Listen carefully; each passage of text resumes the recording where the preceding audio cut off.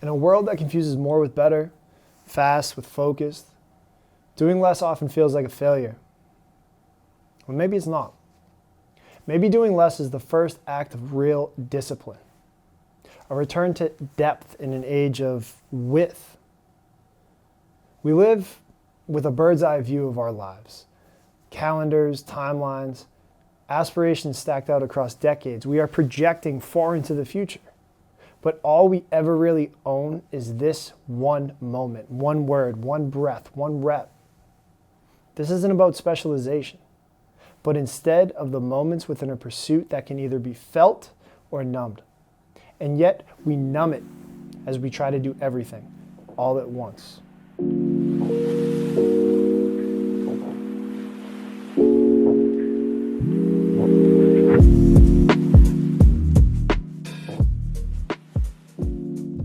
As a coach, I see it every offseason. A player walks into my office with a list. Here's what I want to work on, coach. My shot, my handle, my body, my mental game, my footwork, my passing, my vision, my leadership, nutrition, sleep habits, on and on. And then I pause, not because the ambition is wrong or I don't want this player to improve, but because the scope is. I ask them to pick one area that could become a real asset. Because without intention, none of it sticks. Without focus, none of it deepens. It's grit. It's sustained passion and perseverance for long-term goals. But the truth is, most people don't fail from a lack of passion. They drown in breath in too many directions.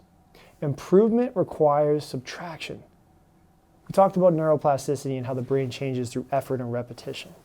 But what's less flashy is that real long-term neural change depends on deliberate discomfort, focus reps, intentional struggle. And critically, it's important that we have rest in between them. Cal Newport calls this deep work. Mindfully, we often call it presence, or we can think of it like a pseudo mind train. We're all naming the same thing, the choice to stay with the thing that is in front of you, to be present when everything around you tells you to move on. You don't rise to the level of your goals. You fall to the level of your systems.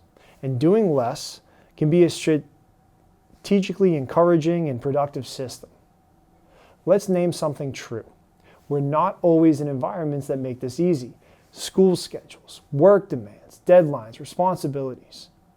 There are seasons in life when we don't have the luxury of slowness, where we can't be fully present in every moment. We have to be at peace with that. We have to be okay with that, because this isn't about being perfect. It's about being intentional where you can be. So you don't need to turn your entire life into a meditation retreat, but if something matters to you, if it's sacred or meaningful or part of your dream, then that is the place to start slowing down. Not to get ahead, but to feel it, to give it a little life, whatever it is for you. Learning an instrument, writing, building something with your hands. That endeavor that you want to see flourish, it needs your full attention now. Not just your time, not just your enthusiasm, your attention. So what does that look like? That means fewer distractions, fewer open tabs, fewer dopamine hits. We need to add more silence, more friction, frustration, more repetition. Let your passions be the proof that you know how to go deep, even if everything else around you moves fast. Slowness, then, is the teacher. Frustration, it's part of the curriculum. And boredom is the beginning of mastery. That's the learning zone, not the performance zone. Inevitably, you'll fumble, you'll stall, you will doubt, but you stay with it. You don't run from the pain of not being good yet. You stay there long enough for it to teach you something. And over time, you realize you've changed. Not just what you can do, but who you are when things get hard. So, if you want to grow, if you really, truly want to improve and get better, Resist that urge to quote unquote optimize your life. Resist the plethora of options you have within learning, the breadth, the width, the endless tabs, the illusion of multitasking. Resist doing too much. Instead, pick one endeavor, one pursuit, one habit, one skill, and stay with it longer than feels comfortable. Learn what it means to work deliberately, what it means to work slowly, to absorb deeply, to show up when the novelty wears off, because mastery isn't built in motion, it's built in stillness, in repetition, in quiet faith. If done well, this will echo time in and time again through practice. I think we massively overestimate what we can do in a week. And then when it doesn't manifest the way that we pictured it, we quit. We call it a failure. We assume we weren't good enough. But what we really forfeited was the deeper proof of what we could have done in just a few weeks more time. We live in this strange tension, wanting overnight transformation while ignoring how close we were to a real shift. That endeavor that you quit on, that you gave up on, that you punted on, you might have been 20 days away from a breakthrough. You might have been one string in your practice away from calling yourself a musician. You might have been one string of slow mornings away from calling yourself a runner, or a writer, or a different kind of man. We shouldn't confuse it and think that we didn't have the potential. We do have the potential. It's that you don't give yourself enough space for that potential to catch up. We confuse a slow start with a wrong path, and then we jump ship. But the truth is, anything worth keeping up with takes time, it's grueling, and you need to allow the endeavor to reveal itself. The muscles, the comprehension, the clarity. They don't show up all at once. They accumulate. Here's another piece that I've been reflecting on. At times, it can be exhausting to not go all in. If we do not go all in, we feel mentally, physically, and even spiritually drained. To try things half-heartedly, to switch gears every time it gets hard, you start believing that maybe you're just not cut out for depth, for passion. But the truth is, you're not tired from working too hard. You're tired from never settling into one thing long enough for it to become yours.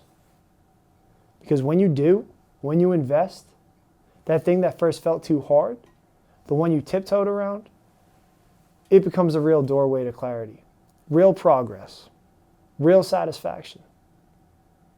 What first shows up as a tough resistance is often just a veil, a thin and uncomfortable barrier that guards the entrance to something deeply effective. And I would say, when done right, when done within the sphere of frustration and angst, it's more fulfilling. Deeply fulfilling. And the grind doesn't kill your spirit, it grounds it. It asks for your focus, not for your perfection. And in return, despite those feelings of angst, it also gives you a product of something resembling peace. So ways in which I'm trying to enact this in my life, whatever it is, whether it's my mind, whether it's my body or a craft, I understand that in pursuit of improvement, it must cost something. I don't want to chase everything, I want to earn something. And that way I let discomfort be like a form of prayer. I sit with it, I'm mindful with it, I stay with it, I write it down. Right now, what do you need to get better at? Not want, not should, but need. It's a visceral, deep calling. Pick one thing, circle it, commit to it. Feel that discomfort, that burn. Let your fingers ache on the strings. Let your legs cramp on the trail. Let the silence and mindfulness stretch long enough to reveal something honest. And in that way, you honor the work. If it matters to you, treat it like it does, like it's sacred. Not with hustle, but with a sort of respect and reverence. I personally feel like the world is always asking me to do more. To scale, to brand, to maximize.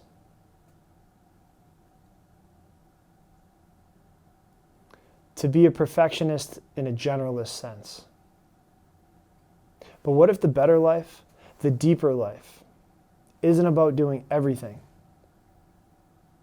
It's about doing things the right way, slowly, with care, with intentionality, with devotion, and trusting that who you or who I will become in that process is someone to be proud of and is someone worth becoming.